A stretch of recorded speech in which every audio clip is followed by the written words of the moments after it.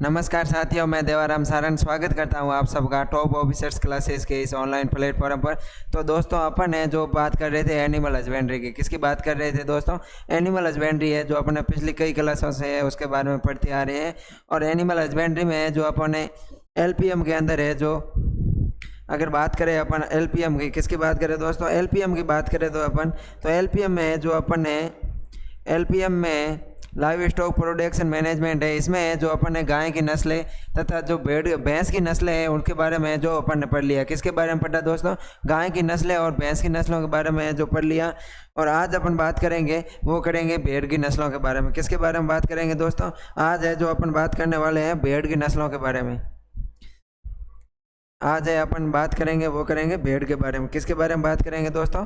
भेड़ के बारे में जो अपन बात करने वाले हैं। भेड़ की नस्लों के बारे में जो अपन बात करने वाले हैं। सीप के बारे में जो अपन आज बात करेंगे। इनमें है जो मुख्य रूप से कौन कौन सी शब्दावली है, इनमें टर्मिनोलॉजी काम में ली जाने वाली है वो उनके, उसके अलावा जो इसकी संस्थान है और इसके अलावा जो इसकी नस्लों का वर्गीकरण है, उन सब के बारे में जो अपन बात करने वाले हैं। अपन बात करते हैं दोस्तों भेड़ की। किसकी बात करते हैं दोस्तों? अपन है जो बात करते हैं भेड़ या सीप की बात करते हैं। तो इसका बात करें इसके अगर वैज्ञानिक नाम की दोस्तों, किसकी बात करें दोस्तों? इसके है जो अगर वैज्ञानिक नाम की बात करें अपन तो दोस्तों इसका जो वैज्ञानिक नाम है, भेड़ का जो वैज्ञानिक नाम है दोस्तों वो है ओविस एरिस। क्या है दोस्तों? भेड़ का वैज्ञानिक नाम है ओविस एरिस। क्या है दोस्तों? भेड़ का वैज्ञानिक नाम है वो है ओविस एरिस। भेड़ का वैज्ञानिक नाम क्या है दोस्तों? ओविस एरिस है।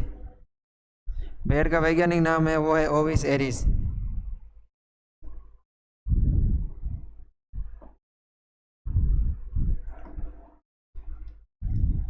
भेड़ का वैज्ञानिक नाम है Ovis Eris. Ovis Eris.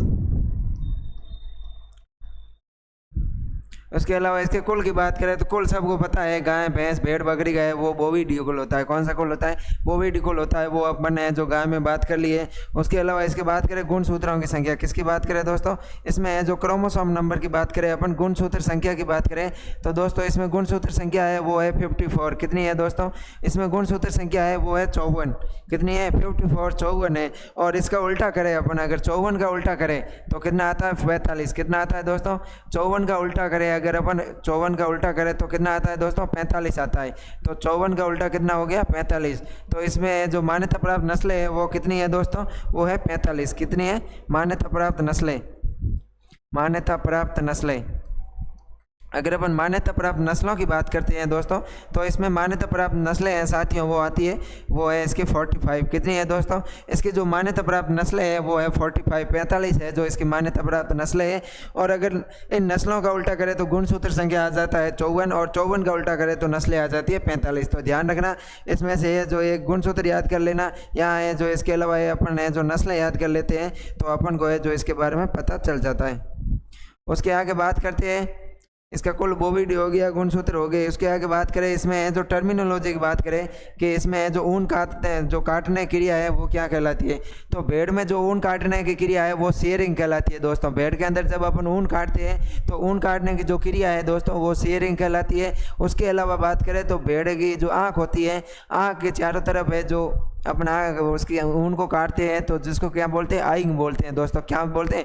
Eyeing बोलते हैं। आँख के चारों तरफ की ऊन काटना आइंग कहलाती है। और जो मरी हुई भेड़ है उनसे जो ऊन प्राप्त होते हैं उसको है जो पुल्ड ऊन बोलते हैं। तो बात करते हैं अपन इसकी शेयरिंग की। किसकी बात करें दोस्तों? अपन बात करते हैं शेयरिंग की। किसकी करते हैं? शेयरिंग की है जो अपन बात करते हैं कि शेयरिंग क्या होता है। अगर बात करें अपन शेयरिंग की कि शेयरिंग क्या है दोस्तों? शेयरिंग क्या है? शेयरिंग है जो भेड़ में ऊन काटने की क्रिया है वो दोस्तों शेयरिंग कहलाती है। क्या कहलाती है? शेयरिंग कहलाती है। शेयरिंग। शेयरिंग। शेयरिंग है जो दोस्तों क्या है? भेड़ में है जो ऊन काटने की क्रिया है वो शेयरिंग है। क्या है दोस्तों? भेड़ में ऊन काटने की क्रिया। भेड़ में अपन जो ऊन काटते हैं, भेड़ में ऊन काटने की क्रिया क्या हो गई दोस्तों? भेड़ में जो ऊन काटने की क्रिया है वो क्या कहलाती है दोस्तों? ऊन काटने की क्रिया है वो शेयरिंग कहलाती है। क्या कहलाती है? भेड़ में जो ऊन काटने की क्रिया है दोस्तों वो शेयरिंग कहलाती है। ऊन है जो जिस कैंची से वगैरह से काटते हैं उसको जो काटते हैं उसको शेयरिंग कहते हैं। और जिस कैंची से ऊन को काटते हैं उसको है जो अपन कात बोलते हैं। क्या बोलते हैं? ऊन को काटने वाला होता है। पहले हाथों से काटते थे और आजकल है जो मशीनों से भी है ऊन, भेड़ की ऊन को है जो काटा जाता है। उसके अलावा आता है, एक आता है भेड़ की आँख के चारों तरफ की ऊन काटना। भेड़ की जो आँखें होती है उसके चारों तरफ की जो ऊन होती है उसको काटना है जो आइंग कहलाता है। क्या कहलाता है दोस्तों? आँख के चारों तरफ की ऊन काटना आइंग कहलाता है। क्या कहलाता है? आँख के चारों तरफ की ऊन काटना आइंग कहलाता है। अब बात करते हैं अपन आइंग की कि आइंग क्या होता है। तो भेड़ की आँख के चारों तरफ ऊन काटना आइंग होता है दोस्तों। भेड़ की आँख के चारों तरफ ऊन काटना, भेड़ की आँखों के चारों तरफ ऊन काटना, भेड़ की आँखों के चारों तरफ की ऊन काटना, चारों तरफ की ऊन काटना। भेड़ के जो आँखों के चारों तरफ की ऊन है उसको काटने की क्रिया क्या कहलाती है दोस्तों? तो वो कहलाती है आइंग कहलाती है दोस्तों। क्या कहलाती है? आइंग कहलाती है। तो ध्यान रखना, भेड़ में ऊन काटने की क्रिया शेयरिंग होती है तथा आंखों के चारों तरफ की ऊन काटना क्या कहलाता है दोस्तों? वो है जो आइंग कहलाता है। उसके अलावा अपन बात करें जो मरी हुई भेड़ होती है उनसे है जो अपन ऊन प्राप्त करते हैं उसको बोलते हैं पुल्ड ऊन। क्या बोलते हैं दोस्तों? अगला शब्द आता है पुल्ड ऊन का। क्या आता है दोस्तों? पुल्ड ऊन। कि यह जो पुल्ड ऊन है वो क्या होती है दोस्तों? अगर अपन बात करें पुल्ड ऊन की तो पुल्ड ऊन होती है वो होती है मरी हुई भेड़ से प्राप्त ऊन, पुल्ड ऊन। पुल्ड ऊन की बात करें दोस्तों तो ये होती है मरी हुई भेड़ से प्राप्त ऊन, मरी हुई भेड़ से प्राप्त ऊन। भेड़ है जो मर जाती है उससे है जो अपन ऊन को प्राप्त करते हैं उसको है जो अपन क्या बोलते हैं दोस्तों? उनको है जो अपन बोलते हैं पुल्ड ऊन बोलते हैं। जो मरी हुई भेड़ से है जो अपन को प्राप्त होती है वो क्या कहलाती है दोस्तों? वो कहलाती है पुल्ड ऊन। और उसके अलावा है जो इसमें ऊन के काटने की क्रिया है, यहाँ भेड़ के बालों को काटने की क्रिया है दोस्तों, वो क्या कहलाती है? वो कहलाती है शेयरिंग कहलाती है। उसके बाद में अपन बात करते हैं इसके उपनाम की। किसकी बात करते हैं दोस्तों? इसके अगर अपन उपनाम की बात करें कि भेड़ का उपनाम क्या है तो भेड़ को है जो उपनाम की बात करें तो भेड़ को है जो परजीवियों का म्यूजियम कहते हैं। क्या कहते हैं दोस्तों? भेड़ को है जो परजीवियों का म्यूजियम कहते हैं। क्या कहते हैं? परजीवियों का म्यूजियम, परजीवियों का म्यूजियम। भेड़ है जो परजीवियों के म्यूजियम के नाम से है जो जानी जाती है, क्योंकि भेड़ में है जो सर्वाधिक है जो परजीवी रहते हैं, इसलिए है जो भेड़ को परजीवियों का म्यूजियम कहते हैं। और अब बात करते हैं अपन अगर आंतरिक परजीवियों का हटाना, भेड़ के बाह्य परजीवियों को हटाना, उनकी जो क्रिया कहलाती है वो क्या कहलाती है? तो अपन बात करें डोजिंग की। किसकी बात करें दोस्तों? डोजिंग की बात करें तो क्या डोजिंग क्या होता है? जो डोजिंग होता है वो होता है भेड़ के आंतरिक परजीवियों को हटाने की क्रिया क्या कहलाती है दोस्तों? डोजिंग कहलाती है। क्या दोस्तों? भेड़ के आंतरिक परजीवियों को हटाने की क्रिया, भेड़ के आंतरिक परजीवियों को हटाने की क्रिया वो क्या कहलाती है? भेड़ के आंतरिक परजीवियों को हटाने की क्रिया क्या कहलाती है दोस्तों? डोजिंग कहलाती है। आंतरिक परजीवियों को हटाने की क्रिया।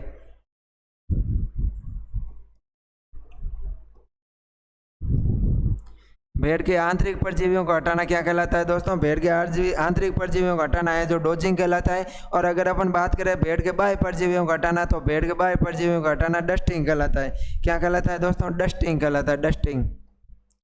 अगर अपन बात करें डस्टिंग की कि डस्टिंग क्या होता है दोस्तों? डस्टिंग की बात करें तो डस्टिंग होता है भेड़ के बाह्य परजीवियों को हटाना। क्या दोस्तों? भेड़ के बाह्य परजीवियों को हटाना, भेड़ के बाह्य परजीवियों को हटाना। जो भेड़ के बाह्य परजीवी रहते हैं जो शरीर पर रहते हैं उन परजीवियों को हटाना है जो डस्टिंग कहलाता है। भेड़ के बाह्य परजीवियों को हटाना क्या कहलाता है दोस्तों? डस्टिंग है जो कहलाता है। उसके अलावा बात करें अपन तो क्या होता है भेड़ को जो है किसी टब के अंदर है जो दवाई डालकर उसके अंदर है जो डुबोया जाता है जिससे है जो बाहर के परजीवी मरते हैं तो वो कहलाता है दोस्तों डिपिंग कहलाता है। क्या कहलाता है? डिपिंग। अगली आती है डिपिंग की। डिपिंग क्या होता है? डिपिंग होता है कि किसी दवाई से भरे हुए टब के अंदर भेड़ को डुबोना ताकि उसके है जो बाह्य परजीवी नष्ट हो जाती है, जिसको है जो डिपिंग बोलते हैं। क्या बोलते हैं दोस्तों? डिपिंग बोलते हैं। अब बात करते हैं अपन डिपिंग की कि डिपिंग क्या होता है। तो डिपिंग की बात करें दोस्तों तो डिपिंग क्या होता है कि भेड़ को दवाई से भरे हुए टब के अंदर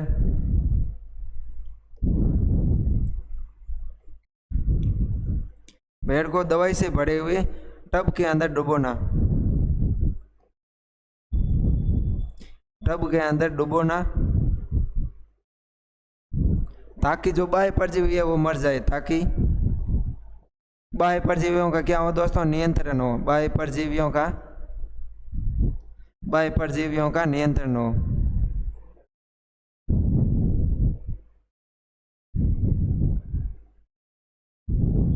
तो क्या होता है दोस्तों, भेड़ के अपन है जो बाह्य परजीवियों का नियंत्रण करने के लिए क्या करते हैं, जो किसी बड़े टब को लेकर है उसके अंदर दवाई डालकर है जो उसमें भेड़ को है जो स्नान कराए, नहाया जाता है, या उसको है जो उसकी धुलाई की जाती है, उसकी सफाई की जाती है, तो वो दोस्तों क्या कहलाता है, वो है जो डिपिंग कहलाता है।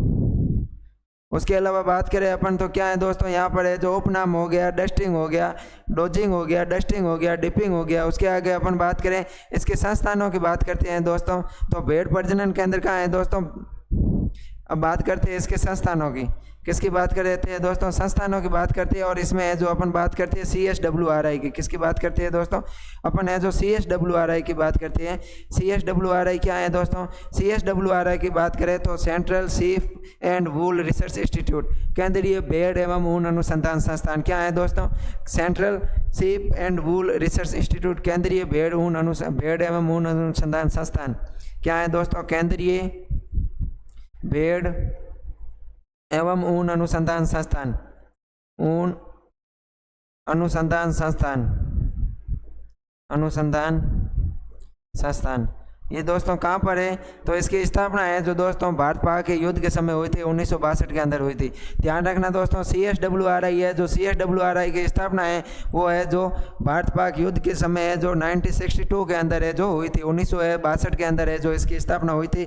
और ये कहाँ पर है, इसके मुख्यालय की बात करें कि CSWRI कहाँ है, तो दोस्तों CSWRI है मालपुरा के अंदर। कहाँ है दोस्तों, अविका नगर मालपुरा टोंक के अंदर है। कहाँ है, अविका नगर मालपुरा टोंक के अंदर।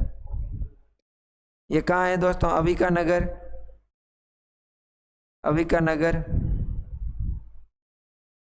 मालपुरा टोंक के अंदर है जो ये स्थित है। CSWRI कहाँ है दोस्तों, अविका नगर मालपुरा टोंक के अंदर है जो CSWRI स्थित है। अब बात करते हैं CSWRI की कि मरु क्षेत्रीय इसका विकास बोर्ड कहाँ है। क्या दोस्तों, इसका है जो मरु क्षेत्रीय में जो मारवाड़ है, मरु क्षेत्रीय विकास कहाँ है इसका। CSWRI का जो मरु क्षेत्रीय है उसकी अपन है जो बात कर रहे हैं। CSWRI का मरु क्षेत्रीय कार्यालय, मरु क्षेत्रीय कार्यालय की बात करते हैं तो ये कहाँ पर है दोस्तों, ये है बिछवाल बीकानेर के अंदर। कहाँ है दोस्तों, मरु क्षेत्रीय कार्यालय है वो है बिछवाल बीकानेर के अंदर। कहाँ है दोस्तों, बिछवाल बीकानेर के अंदर, बिछवाल बीकानेर के अंदर है जो स्थित है, बीकानेर। क्या है दोस्तों, जो CSWRI है, जो CSWRI का जो मरु क्षेत्रीय कार्यालय है वो कहाँ पर है दोस्तों, तो CSWRI का जो मरु क्षेत्रीय कार्यालय है वो बिछवाल बीकानेर के अंदर है। कहाँ है दोस्तों, बिछवाल बीकानेर के अंदर है जो स्थित है। उसके बाद में बात करें अपन दोस्तों, इसके आगे की बात करें दोस्तों, तो बात करते हैं अपन केंद्रीय भेड़ एवं ऊन प्रशिक्षण संस्थान की। किसकी बात करते हैं दोस्तों, केंद्रीय भेड़ एवं ऊन प्रशिक्षण संस्थान की बात करें। अगर अपन बात करें केंद्रीय भेड़ एवं ऊन प्रशिक्षण संस्थान, केंद्रीय भेड़ एवं ऊन प्रशिक्षण संस्थान, प्रशिक्षण की बात करें दोस्तों तो अपन को है जो ध्यान रखना, प्रशिक्षण लेने के लिए कहाँ जाना पड़ेगा, प्रशिक्षण लेने के लिए दोस्तों अपन को है जो जयपुर जाना पड़ेगा। कहाँ जाना पड़ेगा दोस्तों, जयपुर जाना पड़ेगा। तो ध्यान रखना दोस्तों, केंद्रीय भेड़ एवं ऊन प्रशिक्षण संस्थान कहाँ है दोस्तों, तो भेड़ एवं ऊन प्रशिक्षण संस्थान है वो है जयपुर के अंदर। उसके अलावा बात करें अपन इसके अगली, तो ऊन विकास बोर्ड कहाँ है दोस्तों, ऊन विकास बोर्ड है जोधपुर के अंदर। कहाँ है दोस्तों, ऊन विकास बोर्ड, ऊन विकास बोर्ड, ऊन विकास बोर्ड की बात करें दोस्तों तो ऊन विकास बोर्ड कहाँ है, ऊन विकास बोर्ड है वो जोधपुर के अंदर है। कहाँ है दोस्तों, ऊन विकास बोर्ड है वो जोधपुर के अंदर है। उसके अलावा बात करें कि एशिया की सबसे बड़ी ऊन मंडी कहाँ है, तो दोस्तों एशिया की सबसे बड़ी ऊन मंडी है वो बीकानेर के अंदर है। कहाँ है दोस्तों, एशिया की सबसे बड़ी ऊन मंडी, एशिया की सबसे बड़ी ऊन मंडी, एशिया की सबसे बड़ी ऊन मंडी कहाँ है दोस्तों, एशिया की सबसे बड़ी ऊन मंडी है वो है बीकानेर के अंदर। कहाँ है दोस्तों? एशिया की सबसे बड़ी ऊन मंडी है वो कहाँ है दोस्तों? वो है बीकानेर के अंदर। ध्यान रखना, एशिया की सबसे बड़ी ऊन मंडी कहाँ है दोस्तों? एशिया की सबसे बड़ी है ऊन मंडी है वो बीकानेर के अंदर है। उसके अलावा एक ये भी ध्यान रखना कि जो बीकानेर है यहाँ पर है जो केंद्रीय ऊंट अनुसंधान संस्थान है। क्या है दोस्तों? केंद्रीय ऊंट अनुसंधान संस्थान है, वो भी कहाँ पर है दोस्तों? वो भी है जो बीकानेर के अंदर स्थित है। केंद्रीय ऊन अनुसंधान केंद्रीय ऊन मंडी भी बीकानेर में है। और इसके अलावा है जो ऊष्ट अनुसंधान संस्थान है वो भी कहाँ है दोस्तों? वो भी है जो बीकानेर के अंदर है। उसके अलावा बात करें अपन केंद्रीय ऊन विश्लेषण प्रयोगशाला की, किसकी बात करते हैं दोस्तों? केंद्रीय ऊन विश्लेषण प्रयोगशाला की। अपन बात करें केंद्रीय ऊन विश्लेषण प्रयोगशाला की, केंद्रीय ऊन विश्लेषण प्रयोगशाला, केंद्रीय ऊन विश्लेषण प्रयोगशाला की, केंद्रीय ऊन विश्लेषण प्रयोगशाला की बात करें दोस्तों तो ये ऊन प्रयोगशाला कहाँ पर होगी? तो ऊन प्रयोगशाला वहीं पर होगी जहाँ पर क्या होगी दोस्तों? ऊन की मंडी होगी। ऊन की मंडी होगी वहीं पर है जो ऊन की प्रयोगशाला होगी। तो ऊन की मंडी कहाँ है दोस्तों? बीकानेर में है। तो केंद्रीय ऊन विश्लेषण प्रयोगशाला भी कहाँ होगी दोस्तों? बीकानेर के अंदर होगी। कहाँ होगी दोस्तों? बीकानेर के अंदर होगी। उसके अलावा अपन आगे बात करें तो केंद्रीय भेड़ है, जो केंद्रीय भेड़ प्रजनन केंद्र है वो कहाँ है दोस्तों? केंद्रीय भेड़ प्रजनन केंद्र है वो हिसार के अंदर है। कहाँ है दोस्तों? केंद्रीय भेड़ प्रजनन केंद्र, केंद्रीय भेड़ प्रजनन केंद्र। दोस्तों बात करें केंद्रीय भेड़ प्रजनन केंद्र की तो दोस्तों केंद्रीय भेड़ प्रजनन केंद्र कहाँ है? वो है हिसार के अंदर। कहाँ है दोस्तों? हिसार के अंदर, हिसार हरियाणा के अंदर है। कहाँ पर है दोस्तों? केंद्रीय भेड़ प्रशिक्षण संस्थान की बात करें दोस्तों, केंद्रीय भेड़ प्रजनन संस्थान की केंद्र की बात करें अपन तो केंद्रीय भेड़ प्रजनन केंद्र कहाँ है दोस्तों? केंद्रीय भेड़ प्रजनन केंद्र है वो है बीकानेर के अंदर। उसके अलावा अगर अपन बात करें तो भेड़ प्रजनन केंद्र कहाँ है? राजस्थान में। अगर अपन भेड़ प्रजनन केंद्र की बात करें तो राजस्थान में भेड़ प्रजनन केंद्र है वो कहाँ पर है दोस्तों? राजस्थान में भेड़ प्रजनन केंद्र है वो है अपने जहाँ पर है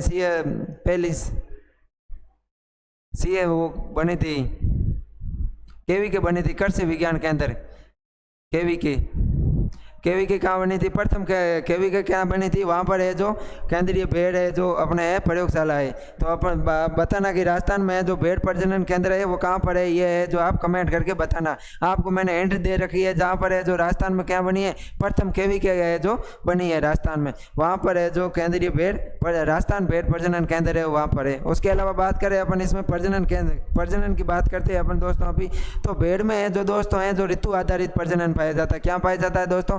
भेड़ में है जो ऋतु आधारित प्रजनन पाया जाता है, यानी कि जो एक विशिष्ट ऋतु के अंदर ही है जो भेड़ को प्रजनन करवाया जा सकता है। तो भेड़ में प्रजनन के लिए जो सबसे उपयुक्त समय है वो क्या है दोस्तों? तो भेड़ में प्रजनन वो तभी होगा जब क्या होगी दोस्तों? हरियाली होगी। क्या होगी दोस्तों? हरियाली होगी। तो अपने यहाँ जो हरियाली कब होती है? तो हरियाली होती है, एक तो होती है अगस्त माह के अंदर। कब होती है? एक होती है अगस्त माह के अंदर, और अगर अपन सर्दी ऋतु में बात करें तो होती है फरवरी माह के अंदर। तो भेड़ में जो प्रजनन का उपयुक्त समय है वो कब है? फरवरी माह, अगस्त और फरवरी माह। आगे अपन बात करते हैं, अगर बात करें तो अपन बात करते हैं कि भेड़ में है जो क्या पाया जाता है? ऋतु आधारित प्रजनन पाया जाता है। भेड़ में ऋतु आधारित प्रजनन पाया जाता है। भेड़ में ऋतु आधारित प्रजनन पाया जाता है। ऋतु आधारित प्रजनन पाया जाता है।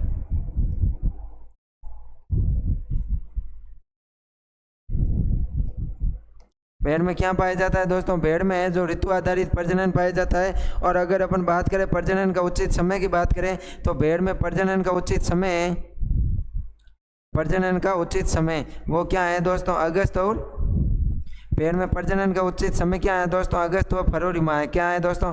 अगस्त व फरवरी माह, अगस्त व फरवरी माह है जो भेड़ में क्या है? प्रजनन का क्या है दोस्तों? उचित समय है अगस्त व फरवरी माह। उसके अलावा अपन बात करें तो एक जो नर भेड़ है वो दोस्तों क्या, एक जो नर भेड़ है वो कितने मादा भेड़ को है जो एक वर्ष में है जो गर्भित करवा सकता है? एक नर भेड़ की बात करें दोस्तों, एक नर भेड़ की बात करें,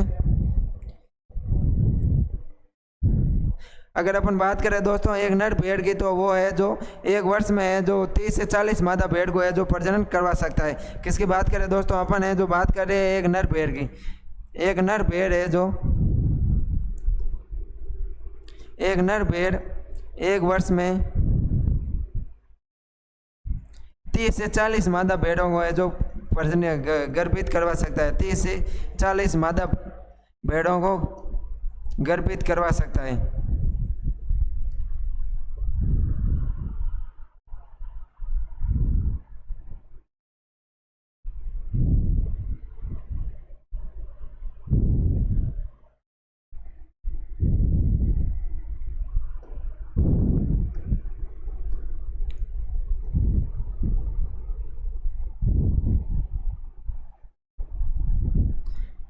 तो एक नर भेड़ होता है जो दोस्तों रैम होता है, वो है जो लगभग 1 वर्ष के अंदर है जो 30 से 40 मादा पशुओं को क्या कर सकता है दोस्तों, गर्भित करवा सकता है। उसके अलावा बात करें तो अपन बात करें एक सांड की, किसकी बात करें, सांड की बात करें तो वो है जो लगभग 80 से 100 मादा पशुओं को, कितने 80 से 100 गायों को है जो 1 वर्ष में है जो गर्भित करवा सकता है। यह है जो गाय वाले पोटेशन में लिख लेना कि जो सांड होता है वो 1 वर्ष में है जो 80 से 100 गायों को है जो गर्भित करवा सकता है। उसके अलावा बात करें अपन दोस्तों इसके आगे की, तो इसमें है जो अपन को ध्यान रखना है ऋतु आधारित प्रजनन पाया जाता है, और जो अगस्त और फरवरी माह है वो प्रजनन के लिए सबसे उपयुक्त समय है उसमें। इसके अलावा है जो साइक्रोनेसिस ऑफ हीट भी पाया जाता है। क्या पाया जाता है दोस्तों, साइक्रोनेसिस ऑफ हीट भी पाया जाता है, यानी कि यह जो भेड़ें होती है वो समूह के अंदर क्या आती है दोस्तों, मध्यकाल आती है। अब अपन बात करते हैं इसकी, एक आती है अपना टर्मिनोलॉजी आती है डॉकिंग। क्या आती है दोस्तों, डॉकिंग। डॉकिंग क्या होता है दोस्तों, डॉकिंग की बात करें तो भेड़ में जो पूंछ होता है, जो पूंछ को काटने की क्रिया होती है वो क्या कहलाती है, डॉकिंग कहलाती है। और भेड़ में अपन पूंछ क्यों काटते हैं, क्योंकि भेड़ के पूंछ के आसपास है जो परजीवी होते हैं वो है जो ज़्यादा संख्या में रहती है, इसलिए जो भेड़ में है जो पूंछ काटी जाती है। और भेड़ में पूंछ काटने की क्रिया क्या कहलाती है दोस्तों, डॉकिंग कहलाती है। भेड़ में पूंछ काटने की क्रिया, भेड़ में पूंछ काटने की क्रिया क्या कहलाती है दोस्तों, डॉकिंग कहलाती है। भेड़ में पूंछ काटने की क्रिया क्या कहलाती है, भेड़ में पूंछ काटने की क्रिया है जो दोस्तों क्या कहलाती है, वो डॉकिंग कहलाती है। उसके अलावा अपन अगर बात करें तो भेड़ व बकरी के मध्य जो संकरण होता है वो क्या कहलाता है दोस्तों, भेड़ व बकरी के मध्य जो संकरण होता है वो काई मेरा कहलाता है। ध्यान रखना दोस्तों, भेड़ व बकरी के मध्य संकरण, जो भेड़ व बकरी होती है बकरी के मध्य संकरण क्या कहलाता है दोस्तों, काई मेरा कहलाता है। भेड़ व बकरी के मध्य संकरण है वो क्या कहलाता है दोस्तों, काई मेरा कहलाता है। क्या कहलाता है, काई मेरा कहलाता है। भाई भेड़ व बकरी के मध्य जो संकरण होता है दोस्तों वो क्या कहलाता है, भेड़ और बकरी के मध्य जो संकरण होता है दोस्तों वो है जो अपना काई मेरा कहलाता है। तो अपन है जो दोस्तों अभी तक क्या क्या पढ़ लिया, अपन बात करें इसमें तो अपन है जो पहले है जो बात की है कि भेड़ का वैज्ञानिक नाम होता है वो ओविस एरिस होता है दोस्तों।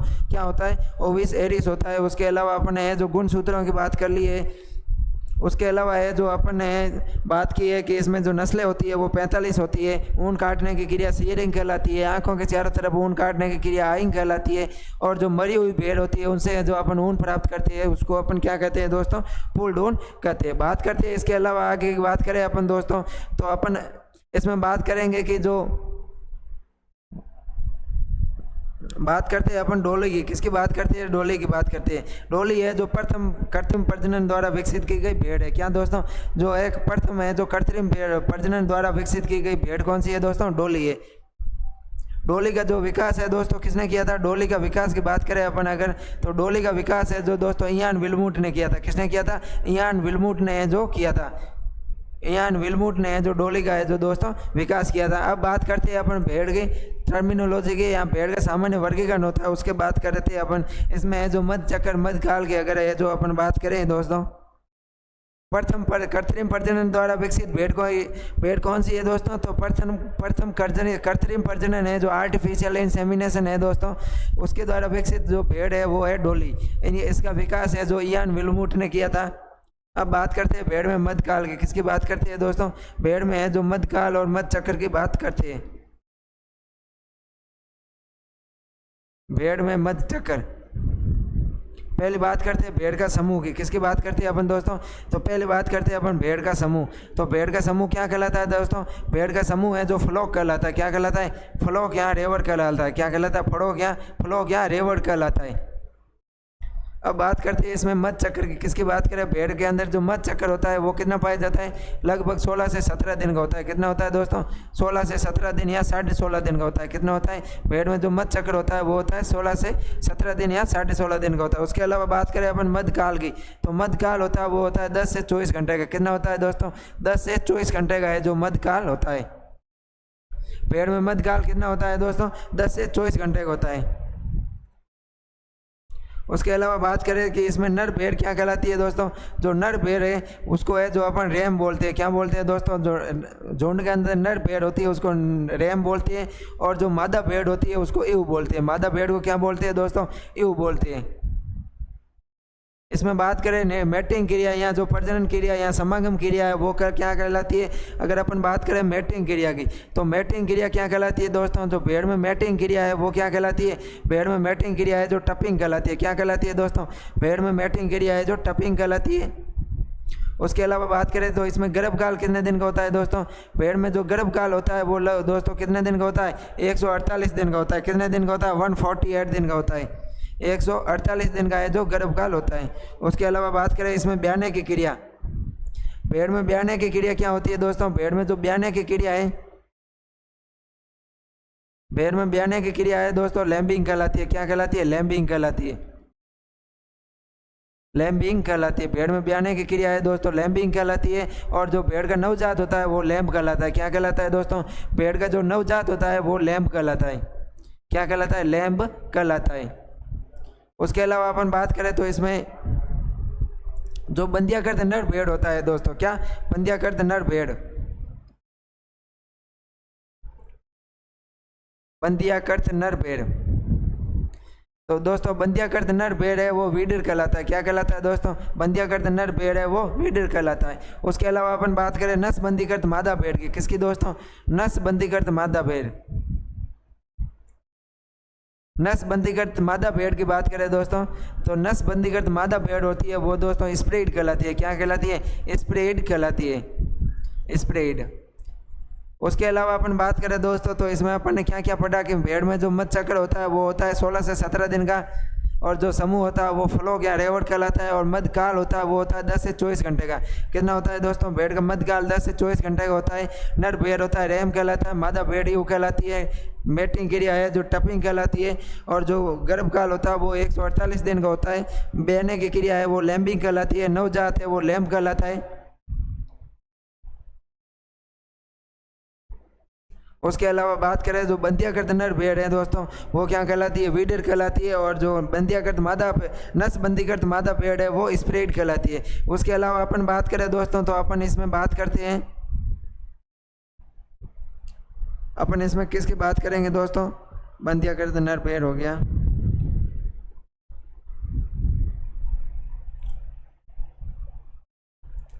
अब बात करते हैं भेड़ के आवाज़ की। किसकी बात करते हैं दोस्तों? अपन है जो भेड़ के है जो आवाज़ की बात करते हैं। भेड़ का आवाज़ की बात करें तो भेड़ का आवाज़ क्या कहलाता है दोस्तों? भेड़ का आवाज़ है वो पैन कहलाता है।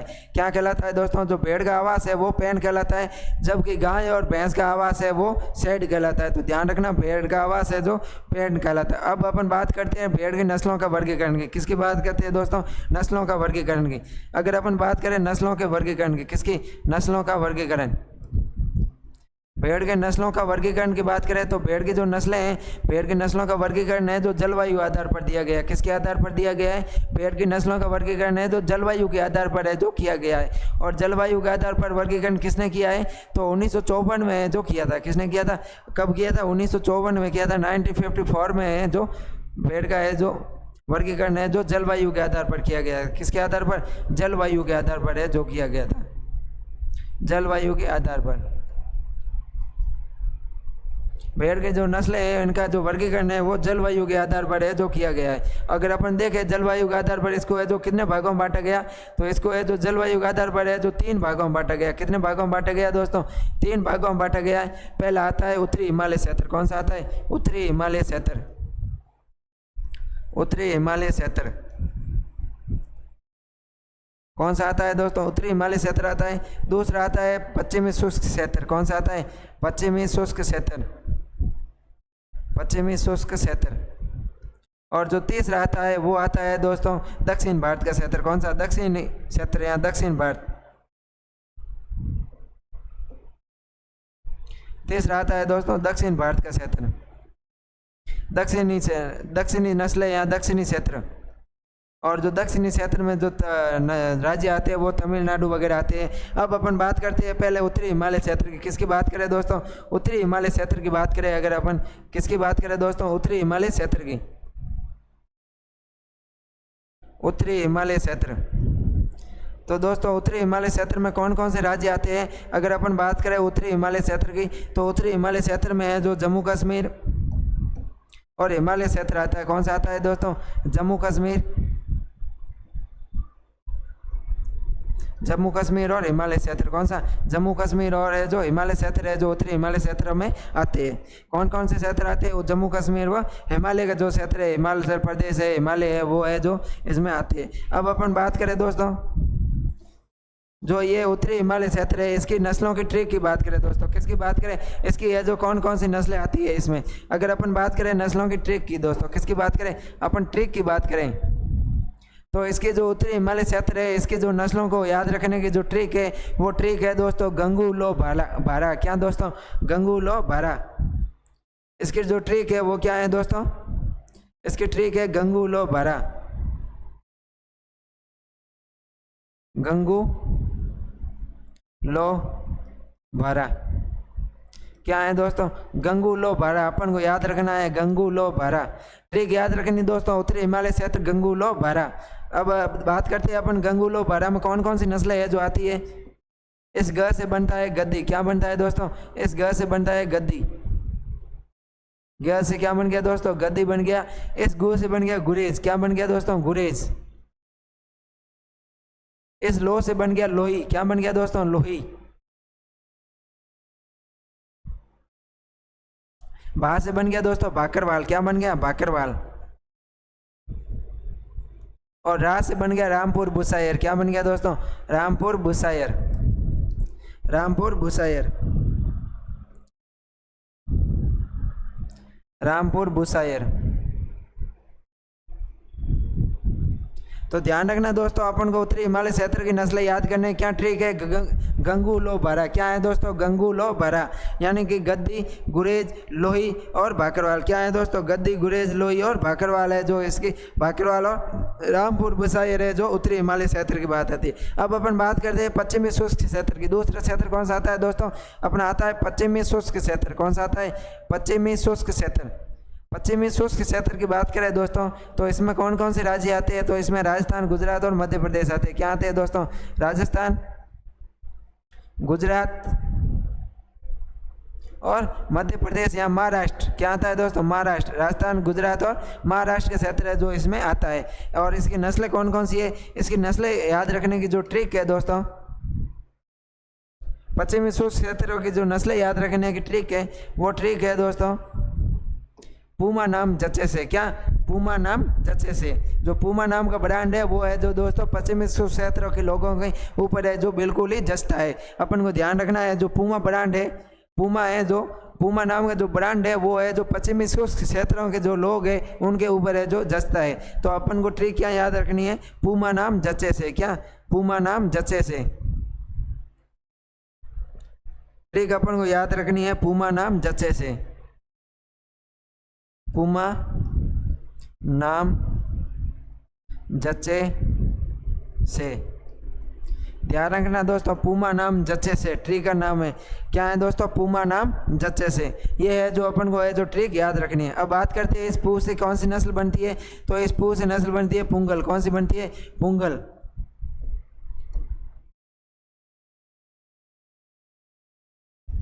कौन सी नस्ल बनती है दोस्तों? पुंगल। जो भेड़ की पुंगल नस्ल है वो ऐसे बनती है। और माँ से ध्यान रखना, माँ से है जो दो नस्लें बनती है, एक तो बनती है मालपुरा और दूसरी बनती है मारवाड़ी। कौन सी? माँ से बनती है, एक तो बनती है मारवाड़ी। कौन सी बनती है? मारवाड़ी। और दूसरी बनती है नस्ल वो बनती है मालपुरा। कौन सी? मालपुरा। उसके अलावा अपन बात करें इस म से बनती है मगरा। कौन सी? मगरा। और ना से बनती है नाली। कौन सी नस्ल है दोस्तों? भेड़ की नाली नस्ल। उसके अलावा ज से बनती है जैसलमेरी। कौन सी बनती है? जैसलमेरी। उसके अलावा से चे देखे तो चे से बनती है चौकला नस्ल। कौन सी? चौकला। और इस से बनती है सोनारी। कौन सी? सोनारी। तो ये हो गई दोस्तों अपने कौन सी नस्लें हो गई? पश्चिमी शुष्क क्षेत्र की नस्लें हो गई। कौन कौन सी है? तो अपन को ट्रिक याद रखनी है, पूमा नाम जच्चे से। क्या? पूमा नाम जच्चे से। तो पू से बन गया पूगल, माँ से बन गया मालपुरा या मारवाड़ी, ना से बन गया नाली, म से बन गया मगरा, ज से जैसलमेरी, चे से चौकला और से सोनारी। तो ये जो नस्लें है ये कौन से क्षेत्र की है? पश्चिमी शुष्क क्षेत्र की है। उसके बाद में आता है अपना दक्षिणी क्षेत्र। कौन सा क्षेत्र आता है? 3 नंबर का क्षेत्र आता है दोस्तों, वो आता है दक्षिणी क्षेत्र। 3 नंबर का क्षेत्र कौन सा आता है दोस्तों? अपना आता है दक्षिणी क्षेत्र। कौन सा? दक्षिणी क्षेत्र। और दक्षिणी क्षेत्र की जो नस्लें हैं, जो पहाड़ी क्षेत्र है, दक्षिणी क्षेत्र में कौन सा राज्य आता है? तमिलनाडु। तमिलनाडु। और इसकी जो ट्रिक है दोस्तों वो है डेनी बेमान। क्या दोस्तों? डेनी है जो बेमान है, इसकी है जो ट्रिक है। ट्रिक क्या है दोस्तों? इसकी जो ट्रिक है दोस्तों दक्षिण क्षेत्र की वो है डेनी बेमान। क्या है दोस्तों? डेनी बेमान। अपन को है जो ध्यान रखना है, डेनी बेमान। इसकी ट्रिक क्या हो गई दोस्तों? डेनी बेमान।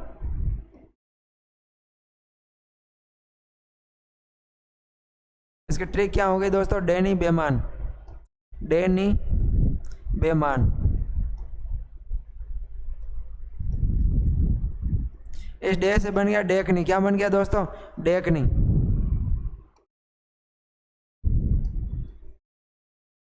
इस डे से बन गया डेकनी और नी से बन गया नेलोर। कौन सी नस्ल है दोस्तों? नेलोर। उसके अलावा है जो डेनी बेमान है, जो इस दोस्तों ध्यान रखना है अपन को। क्या? डे से बन गया डेकनी, न से बन गया नेलोर या नीलगिरी। उसके अलावा है जो इस बे से बनता है दोस्तों बेलारी। कौन सी नस्ल दोस्तों? इस बे से बनती है वो बनती है बेलारी। कौन सी नस्ल है? बेलारी। और इस न से बनती है नेलोर। कौन सी दोस्तों? नेलोर।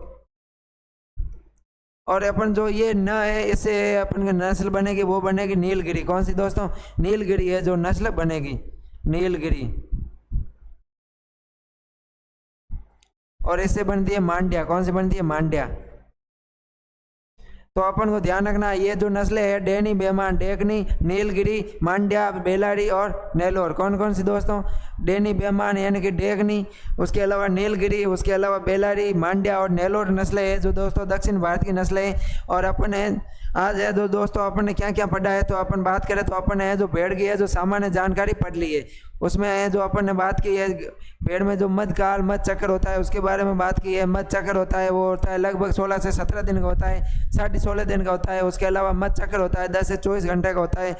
भेड़ में जो नर भेड़ होता है वो रेम कहलाता है, ये ध्यान रखना है एग्जाम में आ सकता है दोस्तों। मादा भेड़ होती है वो ईव कहलाती है। मैटिंग की क्रिया है वो टपिंग कहलाती है। गर्भकाल 148 दिन का होता है। ब्याने की क्रिया लैम्बिंग होती है तथा जो नवजात होता है वो लैम्ब होता है। बंध्याकृत नर भेड़ है जो वीडर कहलाता है और जो नसबंदीकृत मादा भेड़ है वो स्प्रेड कहलाती है। उसके अलावा अपन ने पढ़ा कि भेड़ों का वर्गीकरण नस्लों को है जो 3 भागों में वर्गीकृत किया गया है, उत्तरी हिमालय क्षेत्र, पश्चिमी शुष्क क्षेत्र और दक्षिणी क्षेत्र। उत्तरी हिमालय क्षेत्र की बात करें तो इसमें नस्लें आती है वो आती है गंगू लो भारा। उत्तरी हिमालय क्षेत्र की नस्लें कौन सी है दोस्तों? गंगू लो भारा, गद्दी, गुरेज, लोही, भाकरवाल, रामपुर, बिसायर है जो नस्लें आती है। उसके अलावा अपन बात करें तो दूसरा क्षेत्र आता है वो आता है पश्चिमी शुष्क क्षेत्र। पश्चिमी शुष्क क्षेत्र का जो ट्रिक है वो है पूमा नाम जच्चे से, पुंगल, मालपुरा, मारवाड़ी, नाली, मगरा, जैसलमेरी, चौकला और सोनारी है जो इसकी है जो मुख्य नस्ल है। उसके बाद में आता है दक्षिणी क्षेत्र और दक्षिणी क्षेत्र की ट्रिक है वो है डेनी बेमान यानी कि डेकनी, नीलगिरी, बेलारी, मांड्या और नेलोर।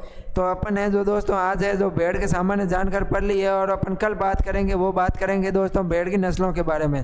तो मिलते हैं नेक्स्ट क्लास में, तब तक के लिए थैंक यू, धन्यवाद दोस्तों।